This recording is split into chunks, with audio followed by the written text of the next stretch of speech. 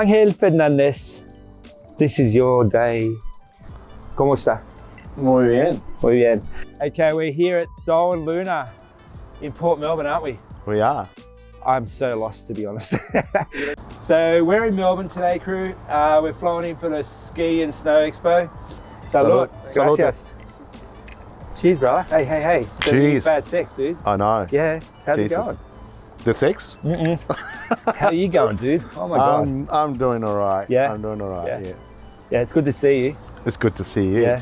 It's always good to see you. Yeah, dude. Last time I was here, we get lost. We get lost for a couple of years, and then we reunite again, and Yeah. it's always good. Yeah. It's that connection, It's that I was just going to bring up, I was only here a month ago. true. True. Yeah, but we I hadn't see seen you for each 2 other years. for a long time, eh? At least 2 years. Tell me, you're overseas, weren't you? Yeah, 2 years. Yeah. Working at Dante. Yeah. I left over here to go over there, and the idea at the time of working in the 16th best bar in the world, it was very appealing to me. You like a challenge, eh? Yeah. So they got me to sort of like go over there and try to fix up the food and get up to the standard to the like the beverage were. So What type of food was it? I mean, well, it's kind of Italian, it was a very popular place. So we did about 600 a day. So Really? It's only 66 seater. Yeah. So the time you described it to me, you said it was so tiny, like. Mate, tiny is not the word. Was it like a dive bar? Look, the kitchen had 2 stoves. Wow. What And that's doing? what it's 2 stoves and a pizza oven. And that's what we did. So how are you meant to turn? So, mate, the owner said, we were doing miracles in there. And we did. We were doing miracles.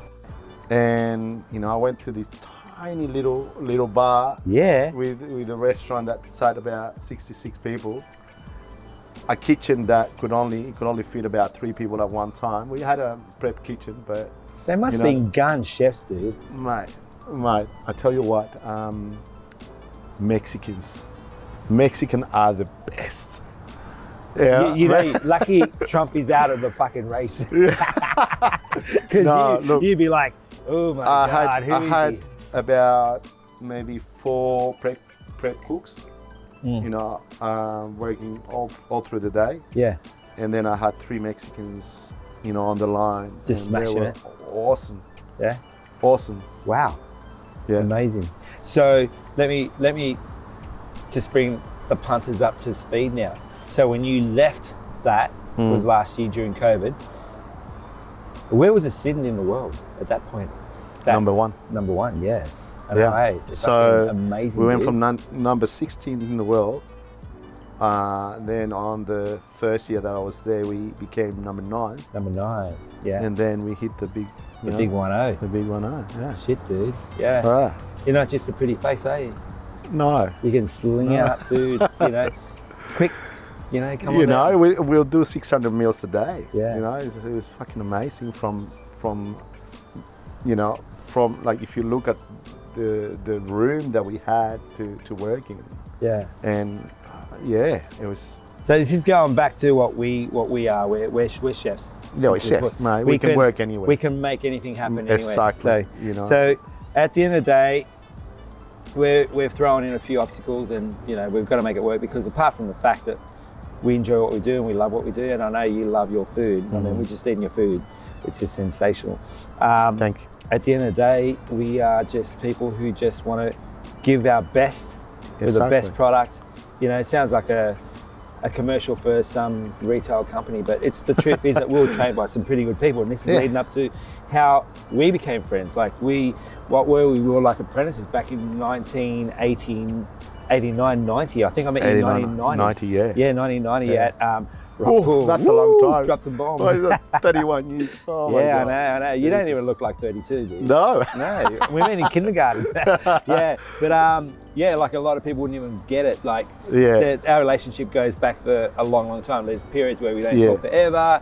one of us will be around the world, the other one turns up, and it's like, make a phone call, how you doing, dude? It's like nothing ever happened. Yeah. You know, nothing ever stopped. But we always reconnect. We always reconnect. Yeah. So our background is like old friends, trained by some of the best. We're now sitting on a rooftop in the middle of Melbourne, freezing our nuts off. Exactly. And I'm here to talk to you about South American food. Great. Which is what we're here at Sol Luna. Yeah, Sol Luna. Look, when I first came over, I saw this place and I said, it's got to be Latin American. It just like remind me of, you know, some resort in Cancun or something like that, you know. Oh, right, because of your rooftop bar. Yeah, rooftop, the pool, you know, the cabanas and all that. And I thought, this place got to be Latin American. Yeah. You know? And not South American, just Latin American, you know. For everyone out there, what's the difference? Well, South America is you know, it's South America, South. Yeah. You know, but Latin America is just anything Latin, like from, you know, from anything from Cuba to Colombia. So anyone who doesn't know geographics, there is a massive difference, isn't there? Yeah, So if you're talking Latin American, you're talking Caribbean, Atlantic, Pacific Ocean. So there's three different. We do, you know, Colombian food, we do Peruvian food, we do Chilean food, we do Argentinian quite well, we do, you know, some things on the menu are Uruguayan, you know, we got a chapa on the menu. So, you know, I just didn't want to classify it as just one cuisine. It's a dangerous game, isn't it? In this day and age where to put yourself in a pigeonhole. Like, you know, when we opened Elma, which is a sister restauant downstairs. And that's where we had dinner tonight. Yeah, that's what you had dinner tonight. Sensational. Like, I mean, our camera crew out here, they ate way too much, fat bastards. But they loved it. Yeah. Like, even a dude that don't eat tomatoes, he ate tomatoes. So this is such a beautiful little thing. I mean, to tell the people out there, like, we have Sol Luna is a rooftop bar, and Elma is downstairs. So, like Middle Eastern. Middle Eastern. Yeah. Yeah, Middle Eastern. Like, so, you know, when I got asked to do this place, you know, the owner of the, you know, developer, David, he said, you know, he wanted to go sort of like Middle Eastern, Ottolenghi sort of, you know, food, right? Like, I've read a book or two. Yeah.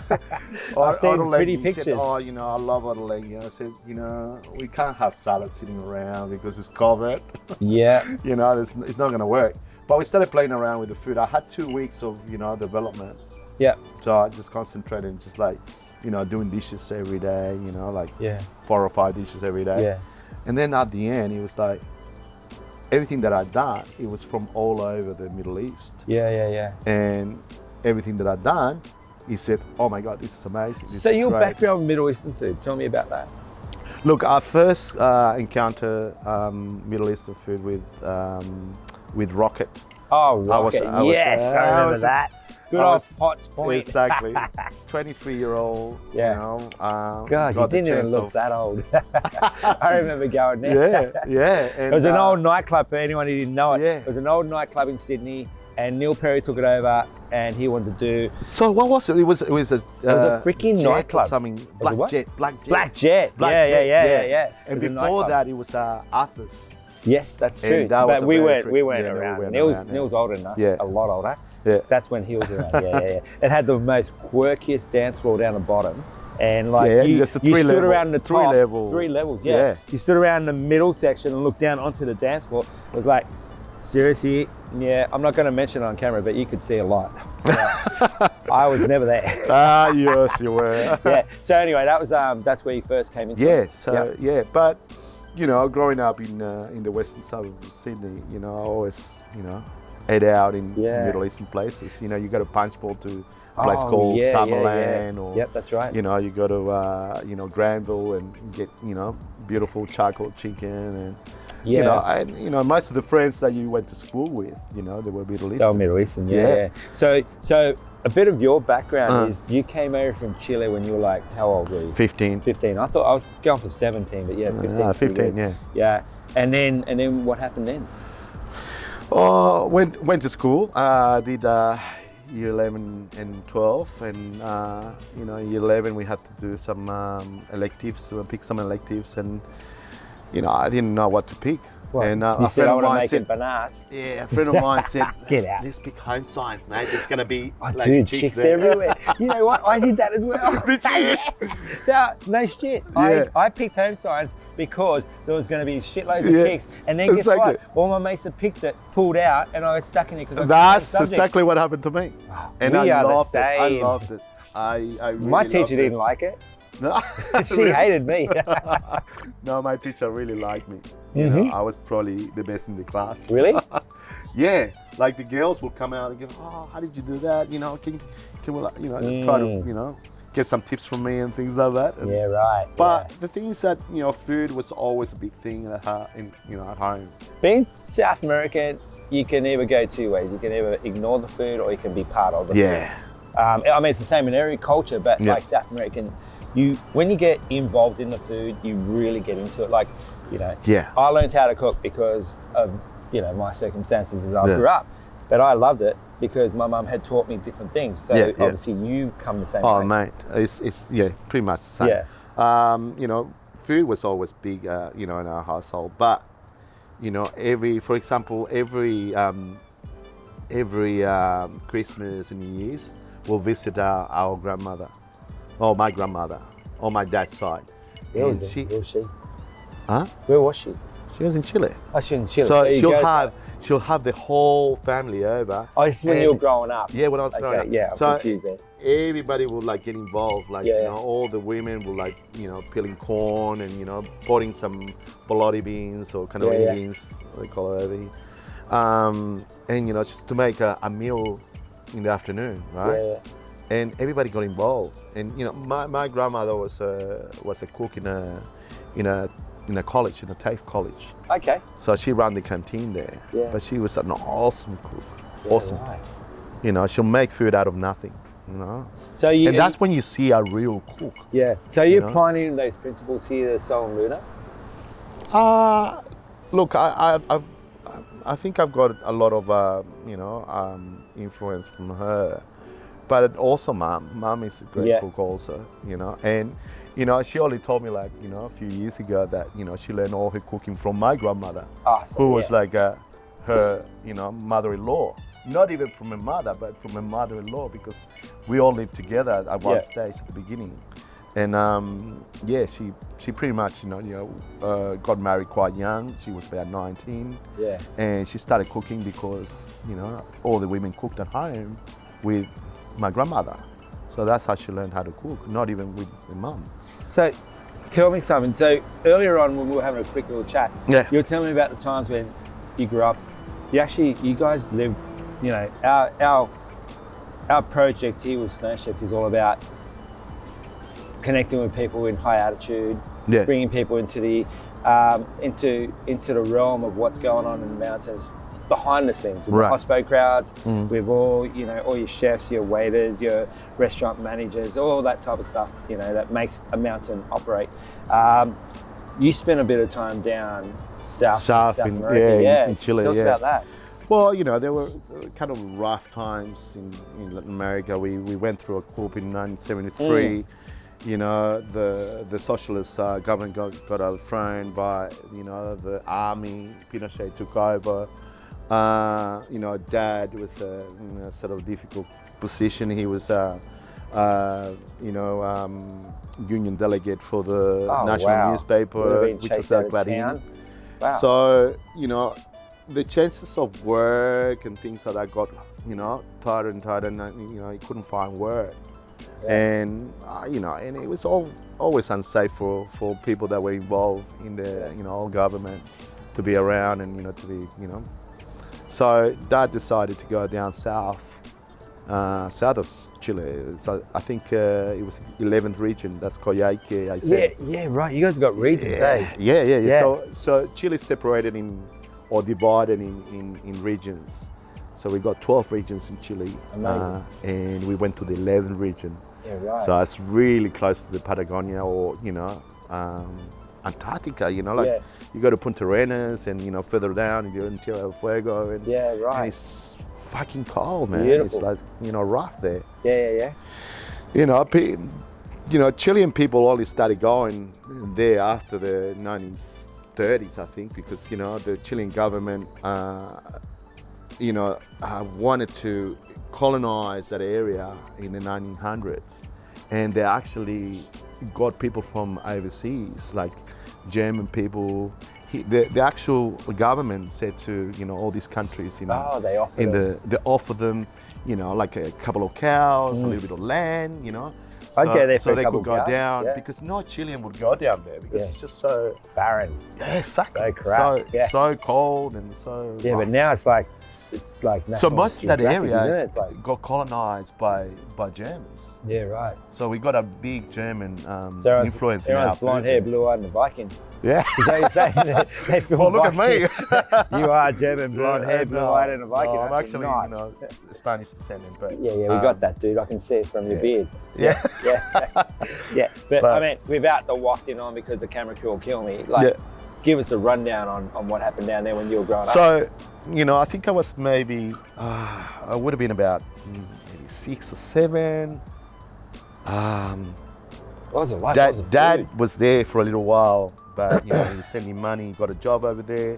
He was working in a local newspaper in the 11th region, you know, sending money back home, you know, so he can survive pretty much. And I remember one day, you know, he was supposed to come back like in 2 weeks' time and come and get us so he could take us over there with him. And you know, and in those days, there's no mobile phones. Everything's done by, you know, what do you call it? Don't give away our age, okay? Come on, let's just get on with it. Yeah, so, you know, like letters and things like that, and, you know, phone calls. Yeah. And, you didn't have phones on, you know, in every house. Like, we didn't have a phone. So we had to go to the next door neighbor and, you know, call dad or something, you know, like, or dad would call there and, you know, they come and get us and, you know, we'll communicate. So there was about two weeks time, you know, like for my dad to come and get us. And I still remember, you know, clearly my mum saying to me and my sister, because my other sister wasn't around yet, saying, I've got 50 pesos in my wallet. We either go to your grandmother's, stay there for the next 2 weeks, or I'll cook dinner tonight. Oh, right. And it was like, you know, we were kids, like I was maybe 7 or 8 years old. Yeah. And we burst into tears and we said, no, let's go to grandma's, you know, we're gonna be safe there, you know. So that's what mum did, you know. She, you know, we got on the bus and we got to grandma's and waited for dad there till he got it. There were tough times. Yeah. You know, right through the dictatorship, you know, there was no jobs, there was no, you know, no money.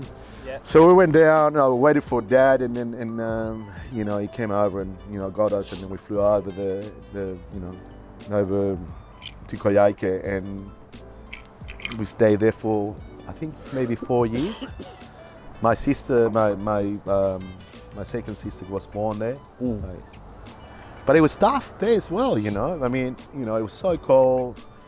Mum, you know, got it really tough because she didn't know, you know, how to behave, didn't know anything around the area. She would go around looking for a butcher. Yeah, let's talk about the food, eh?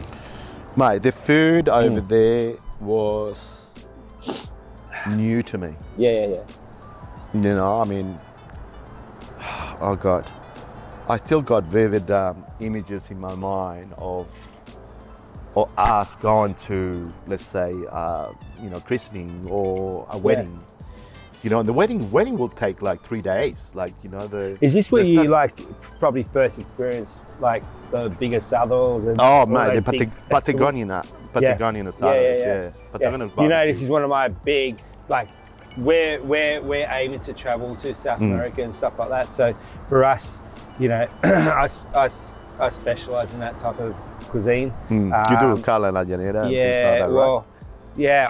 I'm look, my background in Colombian food is not as extensive as that because I came here when I was 4 years old, so I don't really have that background, but I'm trying to identify a bit more of my culture now. Yeah. But I am now working with like doing the Argentinian asados and all the different asados with all the crucifixes and all, you know, all the different types of meats. And that's exactly where you see all that at its best. because it's really rudimentary, like really like, you know, the maestro de cocina, which is the guy that will do all the cooking. Yeah. Will kill the animal. So it will, you know. So he actually sacrifice the lamb. Yeah, right.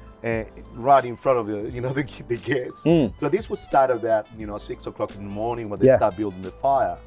You know, they sacrifice the animal. They put a knife through the jugular. Oh, dude, they drain all the blood out. Yeah. And that, it's like a ceremony. I know. You know, the bucket of blood will go around. Yeah, right. And then the men will drink from that bucket. It's heavy. I've been to one of those. Vivid images of men, having bloody mouth. Like, I know exactly what from you're talking about. this, dude. And after that would go out again because it will set, right? Yep. With the coal, it will set, and it'll become like a jelly. Yeah. So they cut it up. Yeah, so the curdles, yeah. They'll cut it up, like the women will cut it up, inside. And we'll go out again with a little bit of salsa verde, which they call like something like just chopped onions and garlic and heaps of parsley, and they put it on top, and they eat it almost like you eat a pate or something. Wow. With some bread. Amazing. But it's a festive. As a kid, it's a festive like environment. a 7-year-old, 8-year-old. I'm gonna tell you a little story. As a kid, I got taken out to a Argentinian proper. They were Uruguayan. Yeah. And we went, and they took us out to a pig farm, and they said, "Oh, pick out the pig that you want." And so we were like little kids. I recall I was around 10 years old, and I was like, "That one." Jeez, dude, I condemned that pig to death. They went and got that pig in front of me, dude, and they grabbed it and they strung it up and they cut its jugular right in front of me, and I was like, and it was like, and they put a bucket underneath, not a bucket, it was like a bathtub underneath its head. A basin there. Yeah, and it was bleeding into it, and it was like the worst noises ever in my life.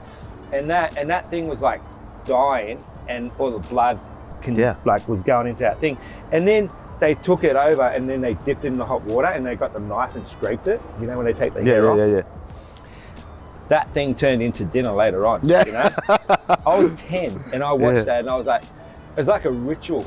Yeah. Like what you're saying. It is a ritual. A bit of a coming of age. I mean, after that, I turned into a fisherman. They didn't even mention that to the green people. Hadn't mentioned it to the greenies. But dude, seriously, that was really disturbing. I remember that noise and everything. But you know what? At that barbecue, I ate what's it called? Chincholinas. I ate all the different offals. Yeah. I ate everything. That's what you do. That's part of our culture. Yeah. That's part of what we do. And so the maestro de cocina will be cooking that. All those animals will be around that fire. Yeah. And he'll be trimming off the bits that are cooked. Yeah. And we'll give it out. Yeah. While the mothers and the grandmothers are inside. Yeah. And they'll sacrifice a chicken. And they've done a nice broth. And they're making the empanadas. And making empanadas. Yeah, and they're making all the different things. I don't for Australians and everybody else trying to understand the culture of South America, it's been happening in the back areas, in all the little micro communities in the back areas of Sydney and Melbourne and whatever. Like Sydney, I know because I'm a Sydney person. I don't know about Melbourne. I'm sure it happened. Yeah. But the reality is that, this is all being transported across the water from South America to here to create the community again, isn't it? Yeah. Yeah. I'm older now, and I still remember it. Yeah. So just like you tell us about your experiences when you went down to Patagonia. So now we're gonna jump into present day, right now. So tell me about your menus here. So what are you implementing? Because you have a really diverse brigade in the kitchen, don't you? Yeah, I do. I mean the team downstairs is beautiful. The team upstairs is also beautiful. Yeah. I never had teams and I've run big brigades. I'm beautiful too. You are beautiful. Yeah. You're always beautiful. Yeah.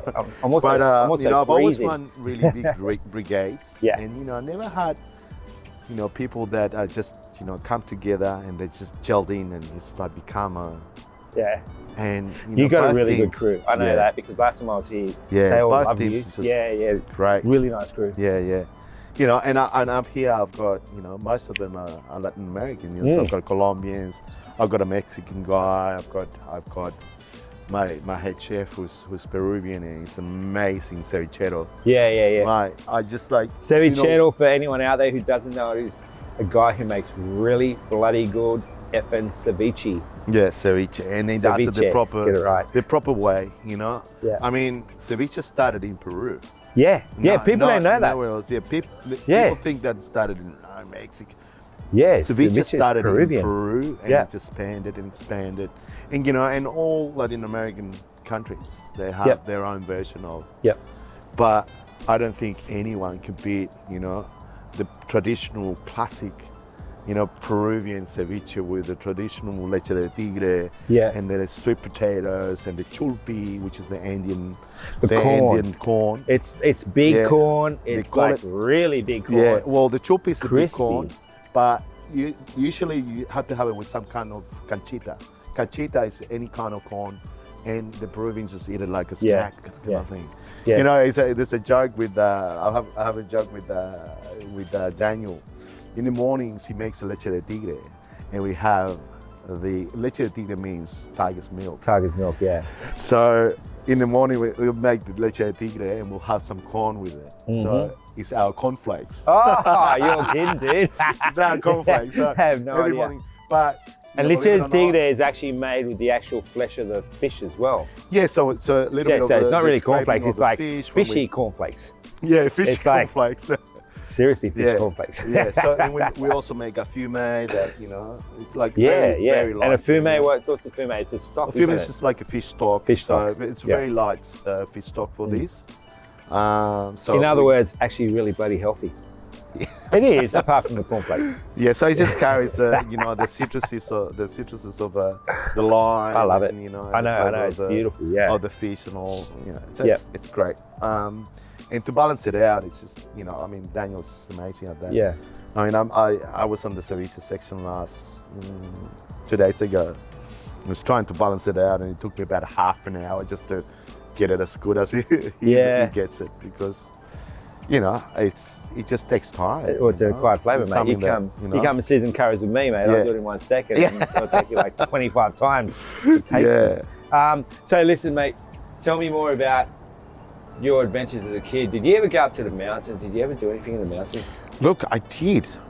You know, we used to go every second year to Baños Morales. Okay. This is like in the Andes, like the skirts of the Andes. And we used to go through to this refuge. Is that what you call it? Like a refuge site.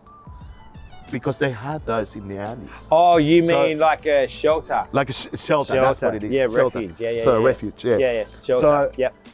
So Dad had, you know, he was working for this newspaper in Puente Alto, which is, you know. Yeah, Puente Alto translated means high point. So it's one of the suburbs in Santiago, like in the outskirts of Santiago, and he was like running the local newspaper.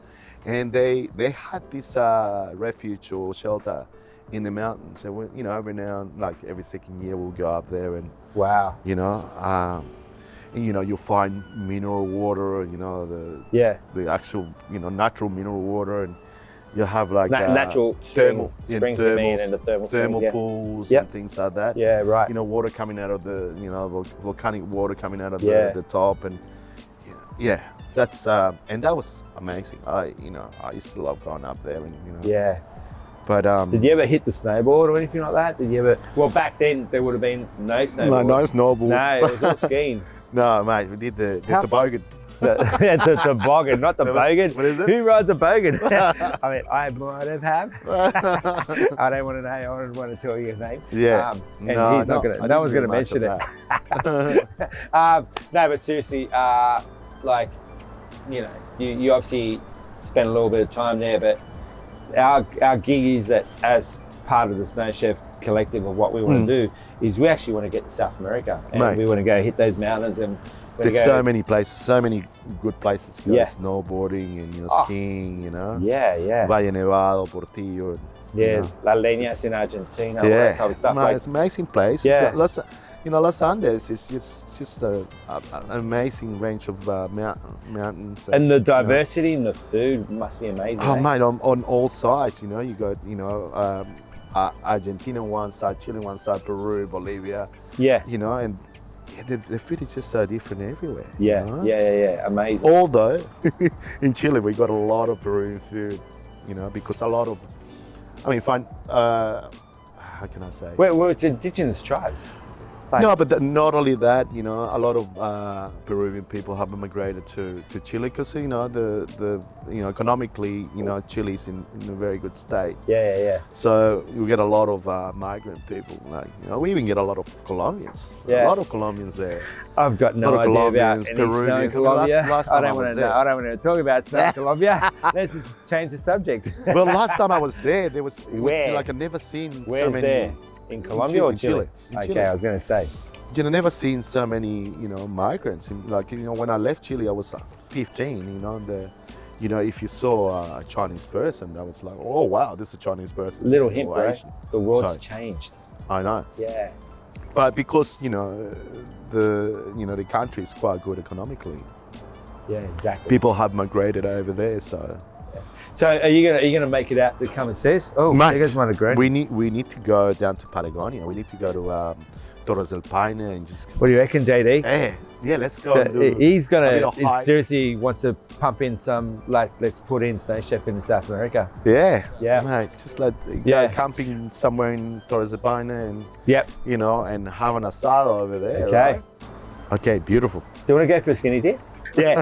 do come and check out Sol and Luna and its amazing chef Angel Fernandez. Oh, thanks, mate. Who is not just a genuinely really good person, but apparently he can cook. Is that true or not? Yeah, mate. Yeah. Thanks. Yeah. Good Thanks, to see you, dude. Mate, good to see you. Always good to see you. Hands are cold.